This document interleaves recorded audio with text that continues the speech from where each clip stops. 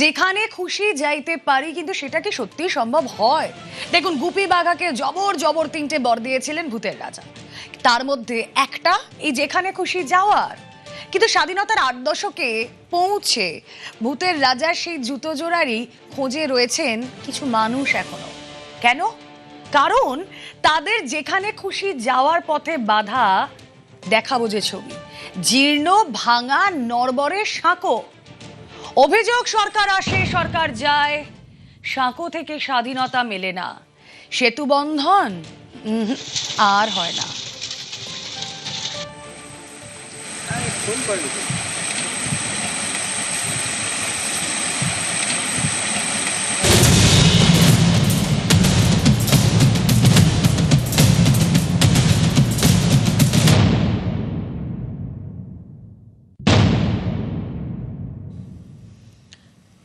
আসুন এবার আপনাদেরকে এক এক করে দেখাই কি অবস্থা। দক্ষিণ 24 পরগনার বুধাখালীতে প্রথমে নজর রাখি। গ্রাম পঞ্চায়েতের ফটিকপুর গ্রাম, পাশ দিয়ে বয়ে গিয়েছে চুনকুড়ি নদী। স্কুল, কলেজ, হাসপাতাল যেতে হলে এই নদী পেরোতে হয়। ভরসা 30 বছরের পুরনো এই সাঁকো। খরা বর্ষায় নদীর ঝাপটায় সাঁকো কাত, বাধ্য হয়ে চলছে ঝুঁকির যাতায়াত।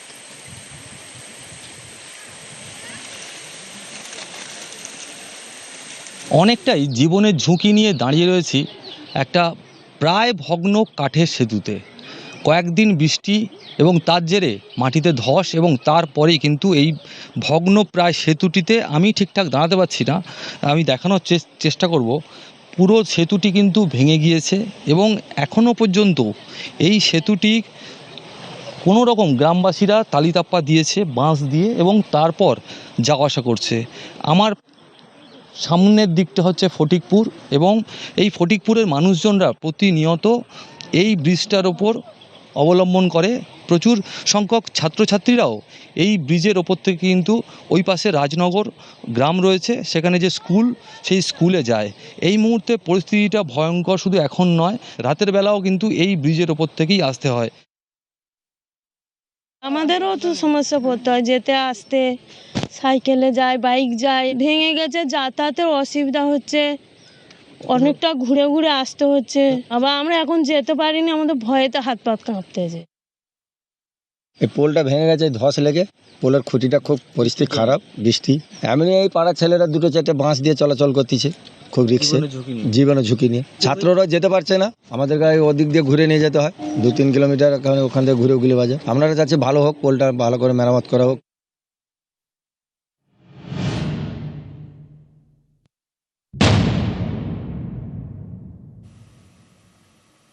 উত্তর দিনাজপুরের ইসলামপুরে ছবিটা দেখায়।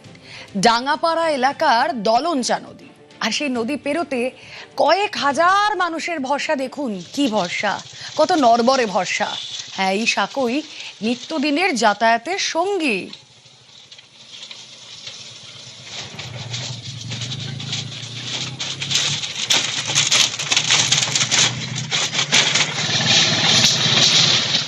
শুধু মিলে প্রতিশ্রুতি, কাজের কাজ কিছু নেই।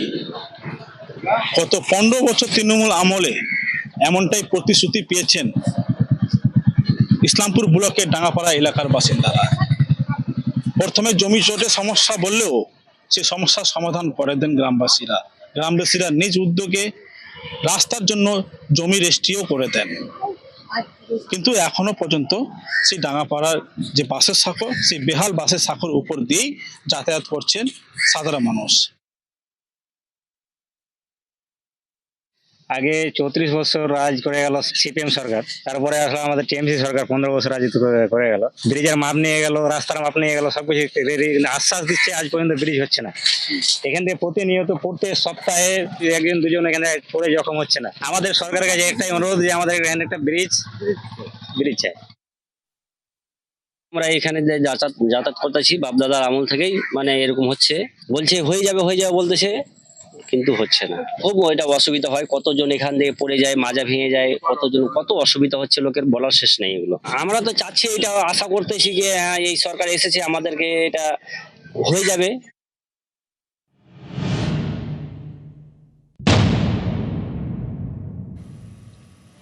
আচ্ছা, এই ছবিটা বদলাতে পারে না? বদলানো হোক এই ছবিটা। সাঁকো থেকে স্বাধীনতা চাইছেন নদিয়ার কল্যাণীর কাঁচরাপাড়া পঞ্চায়েতের বিভিন্ন গ্রামের বাসিন্দারা। চর যাত্রা সিদ্ধি গ্রামের পাশ দিয়ে বয়ে যাওয়া খালের উপর জরাজীর্ণ সাঁকো, নিত্য চলে এভাবেই ঝুঁকির যাতায়াত। ছবি দেখছেন আপনারা কিভাবে প্রাণ হাতে নিত্যদিন যাতায়াত।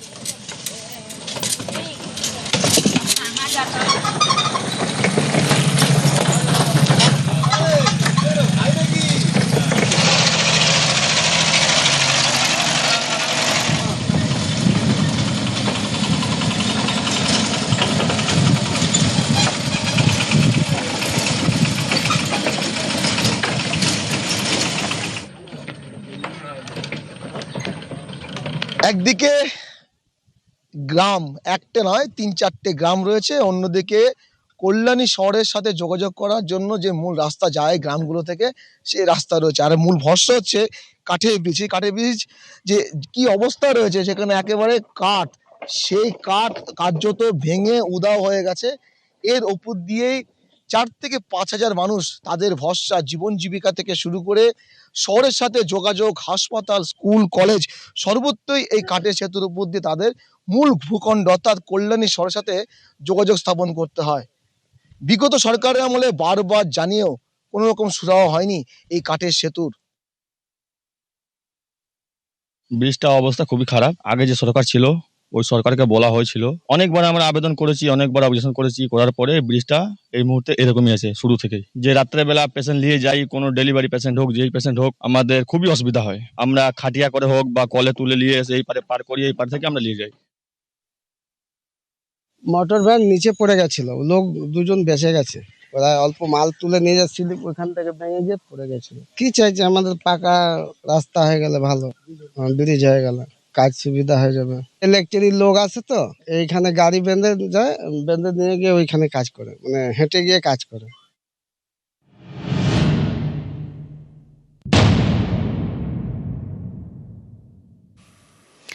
দেখুন এবার কোচবিহারের ছবিটা। কোচবিহারের মাথাভাঙার নয়ারহাট পঞ্চায়েত এলাকার ছবি। সাঁকোর দুর্দশা, পাটাতন ফুটি ফাটা, আর এর মধ্যে দিয়েই চলছে দুর্ভোগের রোজ নামচা। একটা স্থায়ী সেতু হতে পারে নাকি, আশা রয়েছে এই মাথাভাঙার বাসিন্দাদের।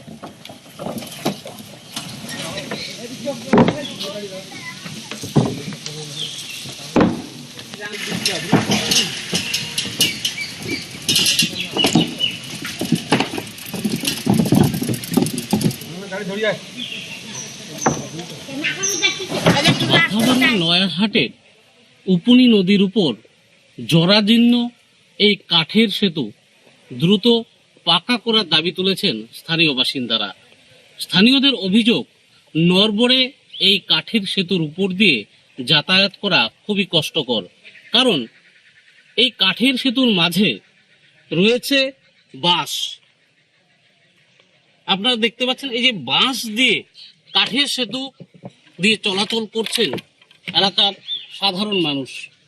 অভিযোগ, প্রায় 1 দশক থেকে বেহাল হয়ে পড়ে রয়েছে এই উপুনি কাঠের সেতু, কিন্তু বিগত সরকার কোনো উদ্যোগ গ্রহণ করেনি। বারংবার জানালেও, আশ্বাস পেলেও কোনো কাজ হয়নি। দারুণ সমস্যা, নিচে কিছু নাই, খালি উপরে যা খালি একটু তক্তাই আছে, মানে ব্রিজ তো পুরো হেলে। টোটোওয়ালাই আর কি আমরা বাস দিয়ে চলছি, আপাতত ব্রিজের ভিতরে চলছি। আমাদের তো কামাই করে খাইতে হবে, তো ব্রিজটা আমাদের, ওইটাই অবজেকশন, মানে ব্রিজটা আমাদের হোক। এখানে কাঠের সেতু তো খুব অবস্থা ভালো না, বেশি খালি টানার উপর দিয়ে আছে। আর পাবলিক জনসাধারণ গেতে খুবই অসুবিধা, বাইক টাইক মোটরসাইকেল টোটো গেতে খুব অসুবিধা। বাস না নিয়ে এই সেতু দিয়ে যাতায়াত করা সম্ভব হয় না। কোন সময় যে ভেঙে যাবে, কোন সময় পড়ে যাবে, কোনো মানুষই অ্যাক্সিডেন্ট হয়ে যাবে, টোটো অ্যাক্সিডেন্ট হতে পারে, গাড়িও অ্যাক্সিডেন্ট হতে পারে, কোনো গ্যারান্টি নেই। তা আগে তো টিএমসি সরকার ছিল, অনেকবার ফটো করছে, কিচ্ছু করতে পারল না।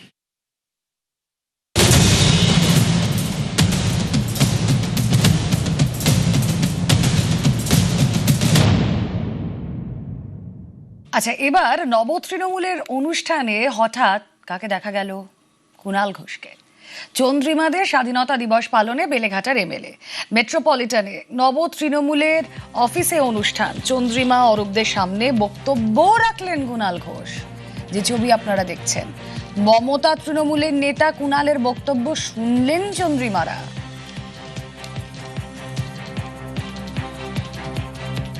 তাকে নিশ্চয়ই সম্মান দেওয়া হয়েছিল, তখন তিনি খারাপ কথা বলেননি। তাকে বিজেপিও সাংসদ করেছিল, তখন তিনি খারাপ কথা বলেননি। কিন্তু নেতাজি সুভাষচন্দ্র বসুকে যে পরিমাণে অপমান তিনি করেছেন, তাকে শুধুমাত্র লোক দেখানো, ক্ষমা চাওয়া বা একটা এফআইআর করা নয়, তাকে গ্রেফতার করতে হবে, তাকে সাংসদ পদ খারিজ করতে হবে। এবং বিজেপি যদি সত্যি নেতাজির প্রতি তাদের শ্রদ্ধার্ঘ্য দেখাতে চায়, তাহলে দয়া করে আপনারা আগে দল থেকে তাকে বহিষ্কার ঘোষণা করুন। স্বাধীনতা দেশের, আমরা এখন খুব চাপে আছি। দেশ স্বাধীন, আমরা গর্বিত, স্বাধীন ভারতের আমরা নাগরিক। কিন্তু অর্থনীতিভাবে, সামাজিকভাবে এই বিজেপি সরকার দেশের সাধারণ মানুষ, গরিব মানুষ, কৃষক, শ্রমিক এদের সর্বনাশ করে ছেড়েছে। ছাত্র আন্দোলনে যেভাবে, এটা হতে পারে না। আজ স্বাধীনতা দিবসের অনুষ্ঠান, মমতা তৃণমূলের কুণাল ঘোষ নব তৃণমূলে গেলেন। কেন গেলেন তার ব্যাখ্যাও নিজে দিয়েছেন। 15ই আগস্ট স্বাধীনতা দিবস উপলক্ষে আমি সকালে গেছিলাম তৃণমূল ভবনে তপসিয়ায়। সেখানে মমতা বন্দ্যোপাধ্যায়ের নেতৃত্বে ওরা পালন করার যে কর্মসূচি ছিল, তো ওটা করে আমি যখন ফিরছি, আমি তো ওই রাস্তা দিয়েই ফিরি, মেট্রোপলিটন। তো মেট্রোপলিটনে তখন আমি ওখানে দেখি যে ওই পুরনো বাড়িটায় দরজা খোলা এবং পতাকা তোলা হচ্ছে, ওরা দাঁড়িয়ে। তো আমি সেই জন্য গাড়ি থেকে আচমকাই নেবে আমি যাই, তার কারণ আমি তো ওখানকার বিধায়ক, ওটা তো আমার কনস্টিটুয়েন্সি, আর আমার দলের নাম করে পতাকা তোলা হচ্ছে, আমি যাই। তারা একটু বিস্মিত হন বটে। তারপরে আমি ওখানে পতাকাকে শ্রদ্ধা জানাই, শহীদ বেদিতে ফুল দিই। তারপরে আমি চলে যাচ্ছিলাম, ওনারা আমাকে একটু বক্তৃতা দিতে বলেন। তো বক্তৃতায় আমি মূলত 3টে জিনিস বলেছি। একটা হচ্ছে মমতা বন্দ্যোপাধ্যায়ের নেতৃত্বেই তৃণমূল কংগ্রেস লড়ছে এবং লড়বে। 2, আমরা গর্বিত স্বাধীন দেশের নাগরিক ভারতবাসী, কিন্তু আজকের বিজেপি সরকার আর্থিকভাবে, সামাজিকভাবে গরিব মানুষ, কৃষক, শ্রমিক, ছাত্রছাত্রী সকলকে একেবারে চূড়ান্ত হেনস্থা করে ছাড়ছে। আর 3 নম্বর হচ্ছে নেতাজিকে যেভাবে অপমান করেছে বিজেপি সাংসদ, ওসব ক্ষমার নাটক নয়, ওকে অবিলম্বে অ্যারেস্ট করা উচিত। এই বলে তারপর আমি বেরিয়ে যাই।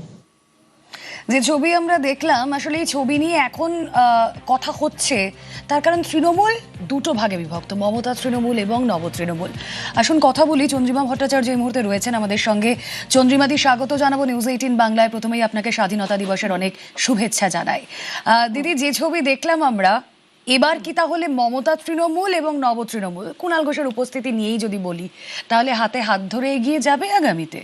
না, ব্যাপারটা এটা নয়। ব্যাপারটা সর্বভারতীয় তৃণমূল কংগ্রেসের যেটা অফিস রাজ্যে, সেটা মেট্রোপলিটনে, এবং সেখানে আমাদের যে চেয়ারম্যান তিনি হচ্ছেন অরূপ রায়, বা বিধায়ক অরূপ রায়, তিনি আমাদের চেয়ারম্যান আছেন সর্বভারতীয় তৃণমূল কংগ্রেসের। আমরা স্বাধীনতা দিবস পালন উপলক্ষে ওখানে দেশের পতাকা এবং দলীয় পতাকা উত্তোলনের কর্মসূচি নিয়েছিলাম। আমাদের সমস্ত নেতৃত্ব সেখানে উপস্থিত ছিল, আমাদের যারা ছাত্র নেতা তারাও ছিলেন। আমরা ওখানে করছিলাম, আমরা হঠাৎ দেখলাম যে কুণাল ঘোষ এসছেন। এসে উনি ওখানে দাঁড়ালেন। আমরা তো গণতন্ত্রে বিশ্বাস করি, আমরা মানে সঠিক স্বাধীনতা সেটাই বিশ্বাস করি। তো উনি এসেছেন ওখানে, আর যে কেউ পথচারীও যদি আসতো তাহলে তো আমরা তাকে নিশ্চিত ভাবে বলতাম যে হ্যাঁ, আপনি শ্রদ্ধা জানাতে আসলে শ্রদ্ধা জানাবেন, নিশ্চয়ই জানাবেন। সেই শ্রদ্ধা তিনি জানিয়েছেন। তিনি কি বলেছেন, তার কথা বলেছেন, চলে গেছেন, হয়ে গেছে। তাতে কি এমন ভাবনাটাও আছে আর কি আছে? আমরা তৃণমূল কংগ্রেস তো করছি, সর্বভারতীয় তৃণমূল কংগ্রেসের ন্যাশনাল ওয়ার্কিং কমিটি ঠিক হয়ে গেছে, তার চেয়ারম্যান সর্বভারতীয় ঠিক হয়ে গেছে, সবই তো সকলের জানা। সুতরাং এটা নিয়ে বেশি কনফিউশনের কোনো জায়গা নেই। উনি এসেছিলেন, আপনাদের একটা সত্যি না, এই যে ছবি আমরা দেখছি দিদি, আপনারা ওয়েলকামিং জায়গাতেই ছিলেন। আপনি যে কথা বললেন যে যদি পথচারীও কেউ আসতো তাদেরকেও ওয়েলকাম করতেন, এর পরেও যদি মমতা তৃণমূল থেকে কেউ এভাবে হঠাৎ করে কোনো অনুষ্ঠানে আসে, একইভাবে ওয়েলকাম করবেন দিদি? ধরুন অনেকে তো অনেককে গালাগাল দিচ্ছে, তারপরে সেই গালাগাল যাদের দিচ্ছে তাদের সাথে এসে যদি শ্রদ্ধা জানাতে আসে, তাতে কোনো অসুবিধা নেই। অনেক ধন্যবাদ। মেট্রোপলিটনে নব্য তৃণমূল কংগ্রেসের যে দলীয় কার্যালয়, যেটা ঋতব্রত বন্দ্যোপাধ্যায় গোষ্ঠীদের দলীয় কার্যালয় হিসাবে বর্তমানে পরিচিত, সেখানে স্বাধীনতা দিবসের দিন সকালবেলায় চলে আসেন কুণাল ঘোষ। যদিও তিনি জানিয়েছেন যে তিনি মেট্রোপলিটনে তাদের পুরানো যে দলীয় কার্যালয় ছিল সেখান দিয়ে তিনি যখন যাচ্ছিলেন তখন দেখতে পান যে সেই দলীয় কার্যালয়ের মধ্যে জাতীয় পতাকা উত্তোলন করা হচ্ছে। এই দলীয় কার্যালয়ে তিনি সেখানে গাড়ি থেকে নেমে পড়েন এবং সেখানে পৌঁছে যান। সে সময় দেখতে পাওয়া যায় যে নব্য তৃণমূল গোষ্ঠীর তরফ থেকে আমরা দেখতে পাই যে নব্য তৃণমূলে যিনি চেয়ারপারসন অরূপ রায়, রাজ্য সভাপতি বিপ্লব মিত্র, এছাড়া চন্দ্রিমা ভট্টাচার্য, স্নেহাশিস চক্রবর্তী, সুদীপ রাহার মতো নেতারা রয়েছেন এবং সেখানেই তিনি জাতীয় পতাকা উত্তোলন করেন, মনীষীদের ছবিতে শ্রদ্ধা জানান। এরপর তিনি সেখানে বক্তব্য রাখেন এবং বক্তব্য রাখতে গিয়ে তিনি নেতাজিকে অপমানের বিষয়ে সরব হওয়া, বিজেপির বিরুদ্ধে তারা যে আন্দোলন করছেন সেই প্রসঙ্গের কথা উত্থাপন করেন এবং তিনি উল্লেখ করেন যে মমতা বন্দ্যোপাধ্যায়ের হয়েই তৃণমূল কংগ্রেসের তরফ থেকে লড়াই করা হচ্ছে। যদিও নব্য তৃণমূলে যে সমস্ত নেতা নেত্রীরা এখানে উপস্থিত ছিলেন তাদের বক্তব্য যে আজকে স্বাধীনতা দিবস, জাতীয় পতাকা উত্তোলন করা হচ্ছে, সেই সময় কোনো ব্যক্তি তিনি যদি চলে আসেন তাহলে কাউকে তারা বাধা দিতে পারেন না।